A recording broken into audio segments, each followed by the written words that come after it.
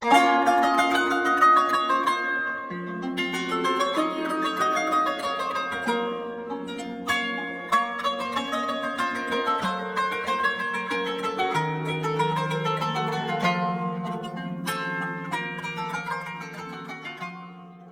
الله الرحمن الرحیم. السلام علیکم و رحمت الله و برکاته. بیننده های عزیز و ارجمند، من مصطفی هستم و بسیار خوشحال هستم که از طریق چینل یوتیوب کاون در خدمت شما هستم. امروز آمدیم در ساحه کارتینو. در ساحه کارتینو شما میبینید که در سرک نو کارتینو هستیم و اینجا آمدیم که با هموطنان خود یک مصاحبه داشته باشیم. که اینجا آمدیم و یک دکان که به نام دیوا بریانی است که اینجا در کنار بریانی دیگه محصولات هم میفروشن. سلام علیکم. سلام، خوب هستم، بخیر. خدا کنه جوی سرتون باشه. برادر میشه خودم معرفی کنه؟ محمد رضوان هستم، مسئول دیوا بریانی. برادر میشه درباره محصولات که اینجا میفروشین بر ما معلومات بدین؟ در کنار بریانی دیگه چی را میفروشین؟ در کنار ما خو اینجا در کنار بریانی چیکن بریانی هم از لاهوری چوله برش میگه، نخود است و کچالان است، سمبوسه چاٹ است، کیر است، مرباگا است، چکنی چیزا رو میفروشیم. چون که امروز روز سیوم ماه مبارک رمضان است، بازارها چطور است برادر در ما ایران؟ بس الحمدلله خوب است، بازارها ماشاءالله خوب. اگه درباره امی ترکیبات بریانی به ما بگین که چطور ساخته میشه؟ والله دیگه چیکن بریانی خواستم گوشت مرغ ساخته جور میشه و مساله است و کچالو چیزاست، برنج است، این چیزاست. و درباره محصولات بر ما بگوین که با خیالم که این محصولات از لاهور پاکستان است. اگر یک معلومات به ما بدید. عموما چیکن بریانی هم از لاهور پاکستان است و اصلا هند است. از هند است، بازم تو به امور زمان به پاکستان آمده، از پاکستان در افغانستان آمده چیکن بریانی و لاهوری چوله و کچالان کلش از اون طرف پاکستان است. معمولا مردم هند و پاکستان به چیزایی که بسیار تند باشه علاقه داره. علاقه مردم افغانستان چطور است با این محصولاتی که شما میفروشین در کنار بریانی؟ والا فعلا دیگه نو است، شکر زیاد میچله. فعلا نو است، در افغانستان زیادتر قابلی میچله، ملنگو چیزا میچله. این چون نو آمده در افغانستان دیگه خراب مردم امروز بلد میشه. حالا شکر الحمدلله زیاد میچله. بگین که دیوا بریانی چطور مشهور شد؟ والا دیگه البته بریانی خوبش میاد دیگه، چون کیفیت همه که کیفیت مهم است.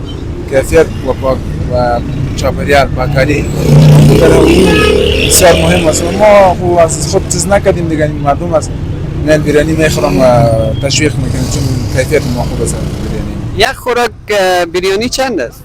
یک خوراک بریانی که گوشت داره، سالاد داره و کچالو داره، چیکن داره، 120 افغانی میفروشیم اینجا. و درباره سمبوسه اگه بگین، سمبوسه دانه چند است؟ اینجا سمبوسه رو ما دانه 5 افغانی میفروشیم. امروز چکنی هم میدیم براش. چکنی هم امروز هست.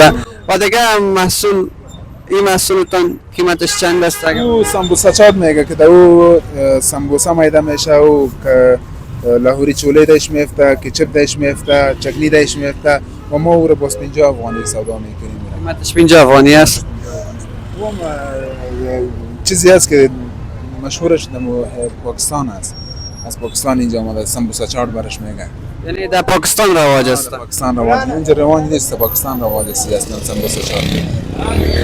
و در آخر پیامتان به کسای یا جوانایی که بیکار هستن چی است برادر؟ چون که خودتان هم یکی از جوانای کشور هستین و ماشاءالله زمینی کار به دیگه جوانا هم فراهم کردین. اگر پیامتان به می جوانا بگین. پیام ما به کل جوانا همی است که بیکار نشینن، چون خود ما سرانوال هستم، شانزپاس هستم، برو کار پیدا نشد دیگه، کار شروع کردیم. خوب برای کل جوانا می پیام است که لالا جان بیکار نشین، یک کار شروع کنن و برای قاشقی به کشورهای دیگه نروند، در وطن خود کار کنن، انشالله هر چیز برابر میشه اینجا. تشکر برادر عزیز، انشالله که در کارتان برکت. بخیر باشین، سلامت باشین.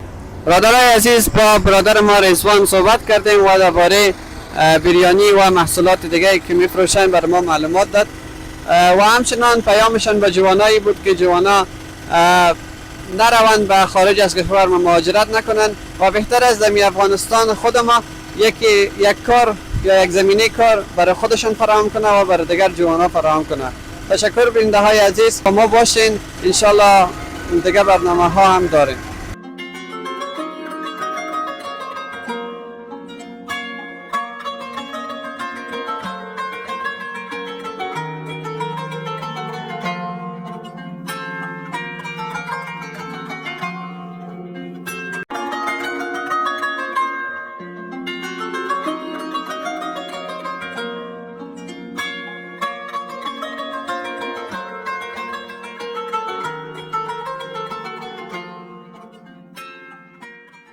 نوم نظیف الله دی د ننګرهار ولایت اوسېدونکی یم فعلا په کابل کې اوسېږم نو موږ مخکې راتلو ډیوه بریاني ته واقعا چې ډېره خوندوره او په زړه پورې بریاني جوړوله نو نن راغلي د روژې په ماښامي کې بعضې خواړه نور دوی ته تیار کړي دي نو غواړو چې د دې خوند او ذایقه مو ګورو چې هغې جملې نه چولې دي او کچالان دي او سمبوسه چاټ دی نو انشاءالله نن به د دې خوند وګورو او ذایقې به وګورو بیا به دوستانو سره هم شریک کړو چې واقعا ډیوه بریاني ښه خوندور خواړه او خوندوره بریاني تیاره کړې ده.